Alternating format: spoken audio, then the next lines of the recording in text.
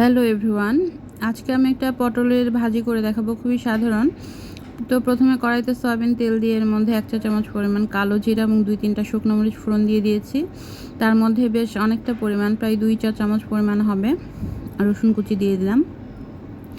এখানে যেহেতু দেশি রসুন, সো এই 2 টেবিল চামচে বেশ ভালো ফ্লেভার আসবে। কেউ যদি বড় রসুন ইউজ করেন তাহলে, যেটা ইন্ডিয়ান বলে, ওই রসুনটা দিলে আপনারা সেক্ষেত্রে একটু বেশি দিতে পারেন।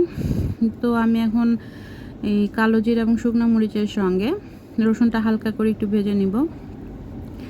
এই ভাজিতে খুব বেশি কিছু লাগবে না, পেঁয়াজ, রসুন কুচি আর সাথে দিব হচ্ছে পটল। তো এখন আমি পেঁয়াজগুলো দিয়ে দিচ্ছি। এখানে প্রায় 1 কাপ পরিমাণ পেঁয়াজ কুচি হবে। এই ভাজিটাতে আসলে একটু পেঁয়াজ রসুন বেশি লাগবে। পেঁয়াজ রসুনটা বেশি থাকলে খেতে অনেক টেস্টি হবে।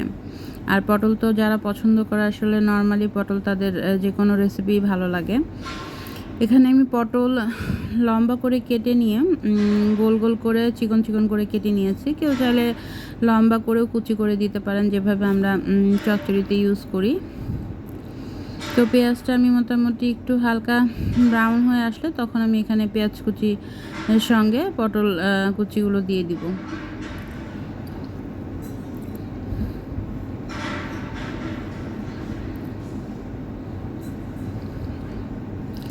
এই ভাজিটা খুব সাধারণ, কিন্তু গরম ভাত দিয়ে খেতে খুবই ভালো লাগে। আর পটলগুলো যদি ফ্রেশ হয় তাহলে তো কথাই নাই। কেউ চাইলে এখানে একটু চিংড়ি মাছ অ্যাড করতে পারেন, তাহলে আরও ভালো লাগবে। আমি এখন পটল কুচিগুলো দিয়ে দিচ্ছি। আমি যে গোল গোল করে কেটে নিয়েছি। খুব ছোটোবেলায় আমার বাসায় 2জন বান্ধবী এসেছিল, দীপা এবং প্রীতি, আমার খুব ভালো বন্ধুরা। তো তখন ওদেরকে একবার এভাবেই কাছাকাছি রেসিপি, সেটা ছিল জিরা ফোড়ন দিয়ে আমি চিংড়ি মাছ দিয়ে করে খাইয়েছিলাম। ওরা খুব পছন্দ করেছিল।